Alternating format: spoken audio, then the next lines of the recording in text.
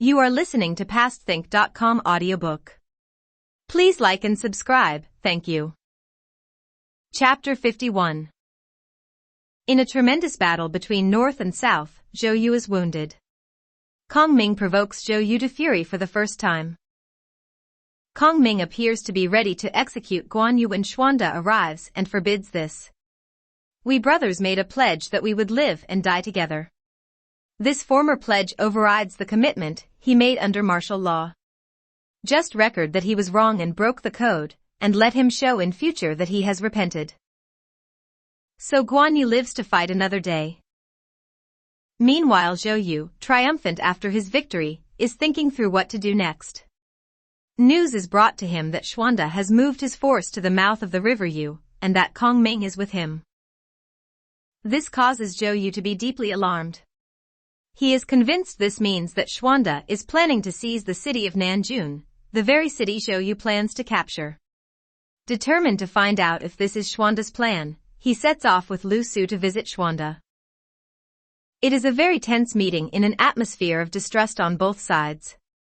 Xuanda has been warned by Kong Ming that Nanjun is the bone of contention. He has briefed Xuanda on how to answer Zhou Yu's questions.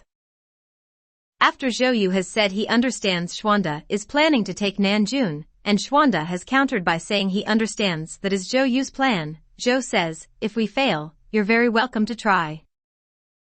Immediately, as advised by Kong Ming, Xuanda says, we've witnesses here, Lu Su and Kong Ming, who will vouch that you said this, and so you'll not be able to go back on that commitment. To which Zhou Yu replies, do you not think I am a man of honor? Of course I will not renege on that. When Zhou Yu leaves, Xuanda asks Kong Ming what this is all about. Kong Ming says, let Zhou do the fighting. We will be sitting inside Nanjun before long.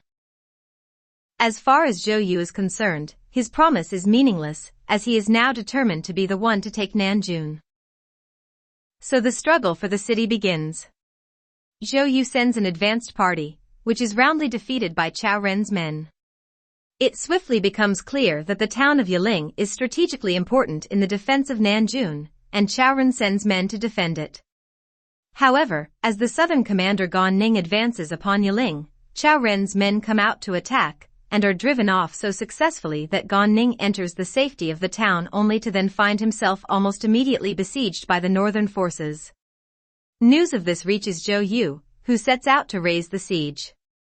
The combined forces of Zhou Yu's main army and Guanzhong's men inflict a crushing defeat on the northern army. Leaving Yiling to turn back to attack Nanjun, Zhou Yu runs into the relieving force that Chao Ren has sent to aid the northern army at Yiling.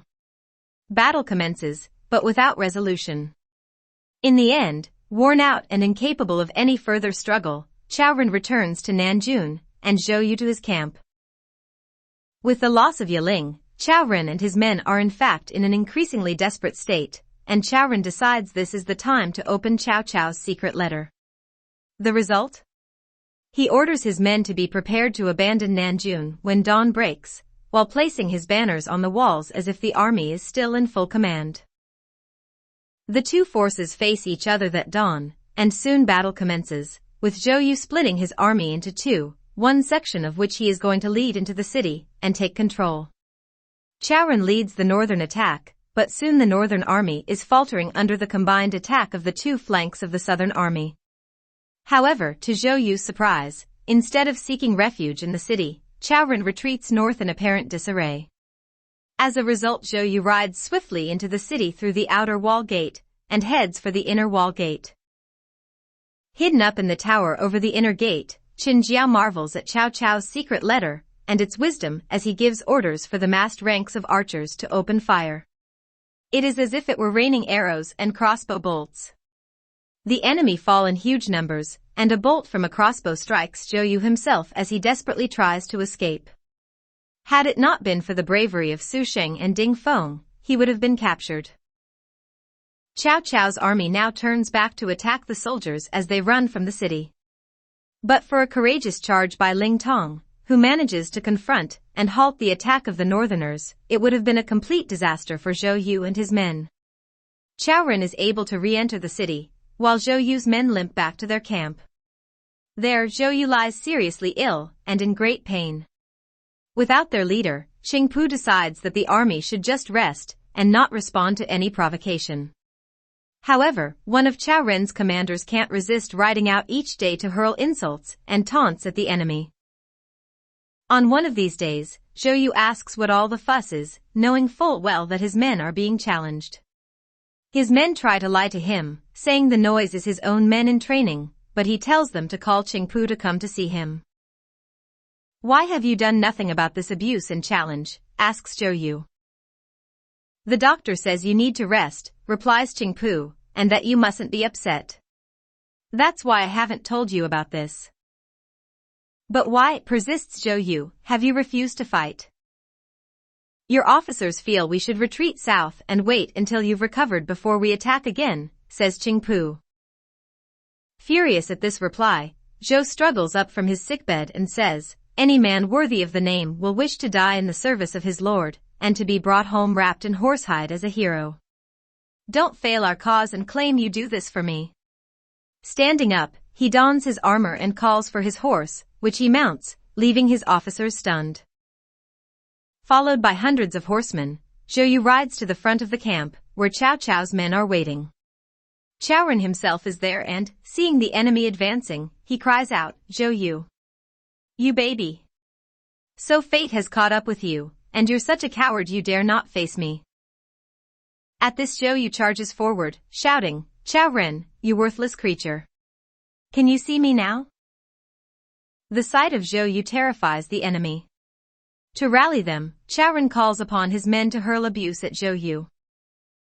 In response, Zhou Yu sends his champion to fight, but before even a single blow is given, Zhou Yu slumps forward, crying out loudly, and falls from his horse, blood pouring from his mouth. Seeing this, Cao Ren urges his men to the attack, and battle commences. No one is quite sure what is happening, and confusion reigns.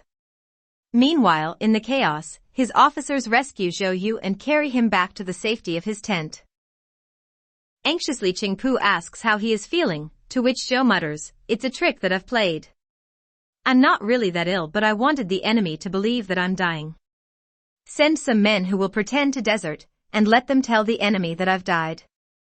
Tonight they'll attack, thinking that you'll all be in mourning. But in reality we'll ambush them when they attack." So it is that soon the sound of mourning arises from the tent, and then from the whole camp. Back in Nanjun, Cao Ren is sure that Zhou Yu is on the brink of death. When the deserters turn up saying that Zhou Yu has died, and they have absconded because no one has confidence in Qingpu, Cao Ren starts to plan his night raid. He intends seizing the dead body of Zhou Yu so he can cut off his head, and send it to Cao Cao in the capital, as well as inflicting a crushing blow on the enemy. Leaving just Chen Jiao to guard the city with a few men, Cao Ren sets out under cover of darkness. They steal up to the gate of the camp, but find it open, and the camp apparently empty. Suddenly fearing that this might be a trap, they start to retreat. But it is too late. The enemy attack begins with a bombardment, and then a ferocious assault from every direction. Cao Ren's army is destroyed. Only Cao Ren and Cao Hong and their guards escape the onslaught. Dashing back towards Nanjun, they are attacked by a column of men led by Ling Tong. Turning aside, they try to flee but are attacked by Gan Ning and his men, who destroy most of the rest of the troop. Cao Ren manages to escape and rides hell for leather to Xiangyang. Triumphant, Zhou Yu and Qingpu gather their army together and advance on Nanjun. Imagine their astonishment when they arrive to see banners flying from the towers and someone calling out to them from the wall. "I'm sorry to say," says the voice, "that on orders from above, I, Zhao Zilong, have taken this city." Zhou Yu's fury knows no bounds, and he immediately orders an attack, but a torrent of arrows drives his men from the walls. Zhou consults with his men, and they agree to send a troop to capture Gong'an, and another to take Xiangyang, thereby cutting off Zhao Zilong's supplies. Then they can prepare for the major assault on Nanjun. But Kong Ming has outwitted them again.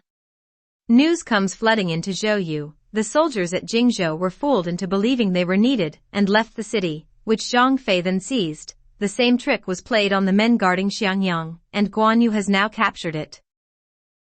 On hearing this dreadful news, Zhou Yu gives a terrible cry, and his wound bursts open. The struggle between Sun Quan and Xuanda has taken a dramatic turn. What will happen now? What indeed?